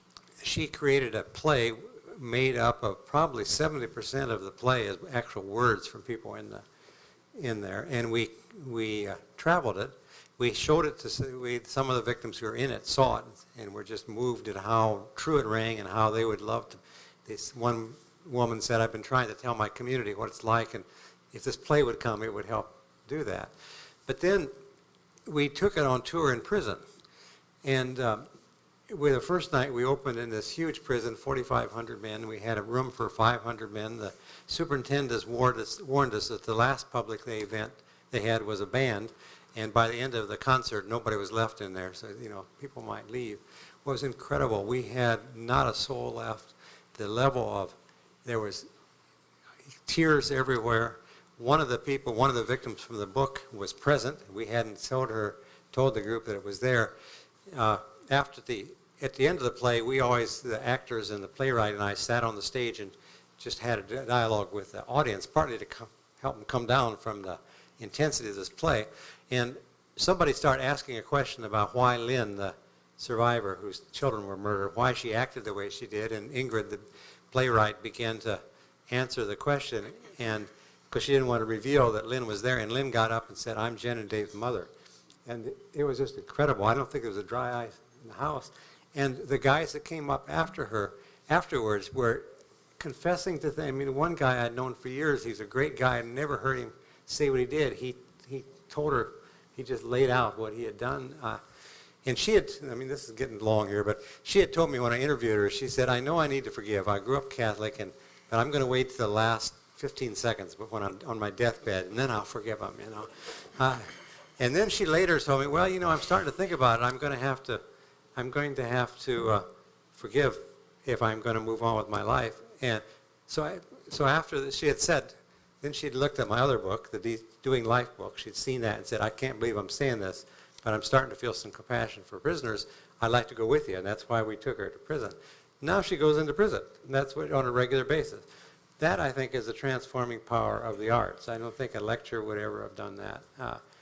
I think we learned a lot about the dynamics of victimization through that process, and we impacted a lot of people through that way. So that's just one personal example of what I think the power of the arts are for both discovery and for communication.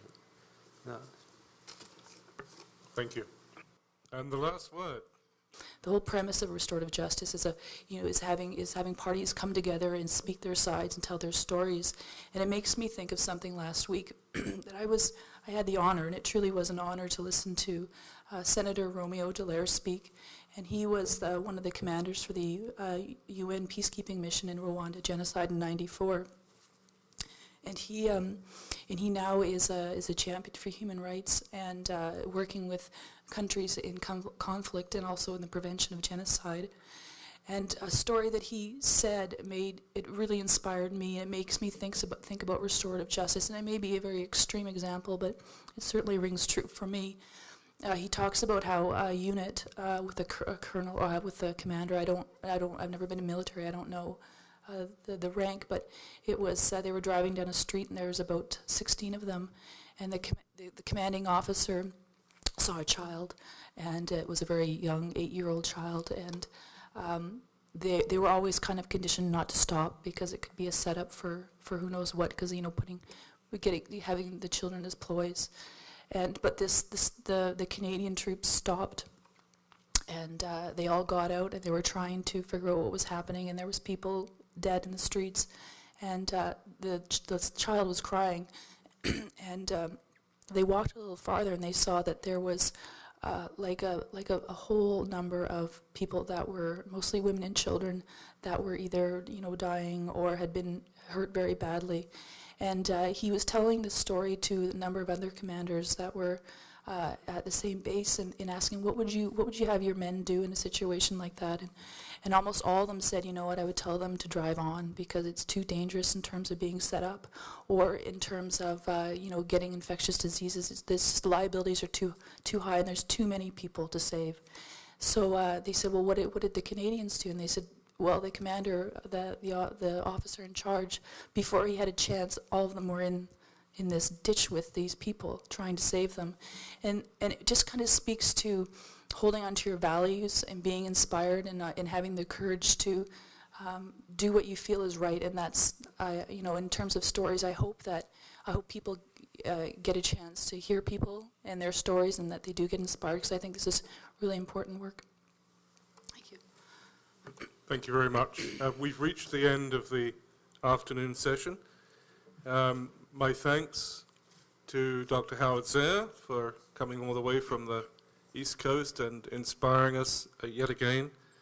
To the panelists, Brenda, Dave, and Barry. They don't have last names. To the Ting family for supporting this and other Ting forums. To the Correctional Service of Canada, also our partners in these Ting forums.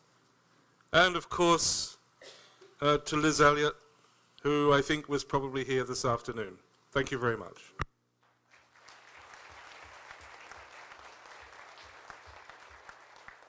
You can all go now.